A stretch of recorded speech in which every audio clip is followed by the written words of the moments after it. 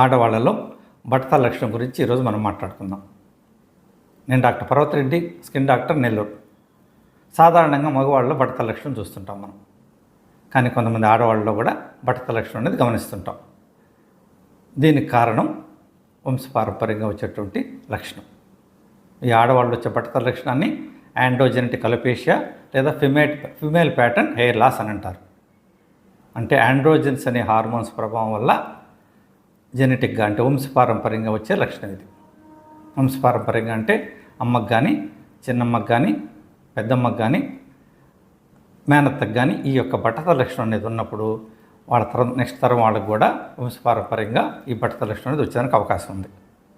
కానీ మగవాళ్ళు వచ్చే బట్టతల లక్షణానికి ఆడవాళ్ళు వచ్చే బట్టతల లక్షణానికి తేడా ఏంటంటే, మగవాళ్ళ హెయిర్ లైన్ అనేది వెనక్కి వెళ్ళిపోతుంది, కానీ లేడీస్లో హెయిర్ లైన్ వెనక్కి పోదు. హెయిర్ లైన్ ఇంటాక్ట్గా ఉంటుంది, కానీ మిడ్ స్కాల్ప్లో హెయిర్ అనేది పలచబడిపోవటం కానీ సన్నబడిపోవటం కానీ జరుగుతుంది. పాపడి వెడల్పుగా అయిపోవటం, మిడ్ స్కాల్ప్లో హెయిర్ పలచబడిపోవటం అనేది జరుగుతుంటుంది.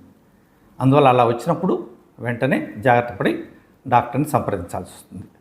ఈ వంశపారంపర్యంగా వచ్చే బట్టతల లక్షణంతో పాటు ఇంకొన్ని కారణాలు కూడా ఈ త్వరగా బట్టతల వచ్చేదానికి కారణం అన్నమాట.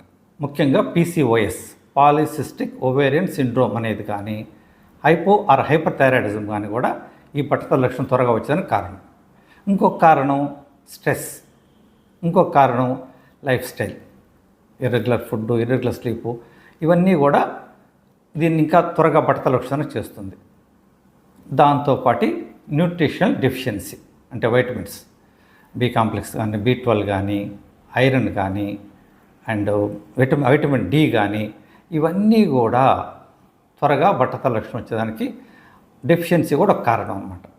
దాంతోపాటు కొన్నిసార్లు సివియర్ డాండ్రఫ్ కూడా వన్ ఆఫ్ ద రీజన్. ఇవి ముఖ్యమైన కారణాలు. ఇలా వచ్చినప్పుడు డాక్టర్ని సంప్రదించి దాన్ని తగినటువంటి పరీక్షలు చేసుకొని ట్రీట్మెంట్ తీసుకుంటే దీన్ని ఎఫెక్టివ్గా కంట్రోల్ చేయొచ్చు.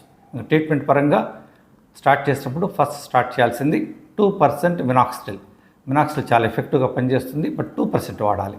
అయితే చాలామందిలో ఈ మినాక్సిడిల్ స్టార్ట్ చేసినప్పుడు ఫస్ట్ మంత్ హెయిర్ ఫాల్ ఎక్కువ అవుతుంది, ఇప్పుడు ముందే హెయిర్ ఫాల్ ఉంది, ఇంకా మినాక్సిడిల్ స్టార్ట్ చేసి ఇంకా ఎక్కువ అయిపోయింది, నాకు పడలేదని స్టాప్ చేస్తారు.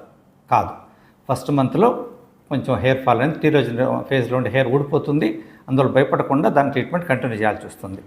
ఈ మినాక్సిడిల్ మాత్రం ఖచ్చితంగా మినిమం 6 to 9 months వాడితే మాత్రమే మంచి ఫలితం మనకు కనిపిస్తుంది. 6 to 9 months మాత్రం ఖచ్చితంగా కంటిన్యూగా వాడాలి. వాడినప్పుడు చాలా ఎఫెక్టివ్గా రిజల్ట్స్ వస్తుంది. దాంతోపాటు అవసరం ఉన్నప్పుడు ఈ పెప్టైడ్స్ సీరమ్స్ అనేది పెప్టైడ్ సీరమ్స్ వాడినప్పుడు ఇంకా యాడెడ్ అడ్వాంటేజ్ వస్తుంది. దాంతోపాటు అవసరం అనుకున్నప్పుడు మనం ఈ యొక్క PRP ట్రీట్మెంట్ కానీ, GFC ట్రీట్మెంట్ కానీ ఇచ్చినప్పుడు మోర్ రిజల్ట్స్ అనేవి బెటర్ రిజల్ట్స్ అనేవి వస్తాయి. దాంతోపాటు న్యూట్రిషన్ డెఫిషియన్సీ ఉండేటప్పుడు సప్లిమెంట్స్ యాడ్ చేసుకోవాల్సి వస్తుంది.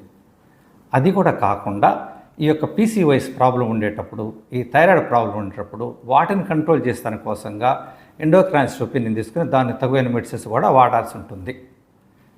40+ అంటే పోస్ట్ మెనోపాజల్ లేడీస్లో ఫినాస్టైడ్ కూడా ఎఫెక్టివ్గా పనిచేస్తుంది. ఈ విధమైనటువంటి మెడికేషన్స్ తీసుకోవటం ఉత్తమం.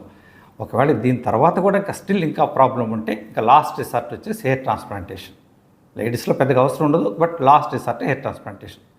ఈ విధమైనటువంటి మనం వైద్యంతో లేడీస్లో వచ్చే బట్టతల లక్షణాన్ని ఎఫెక్టివ్గా కంట్రోల్ చేసుకోవచ్చు.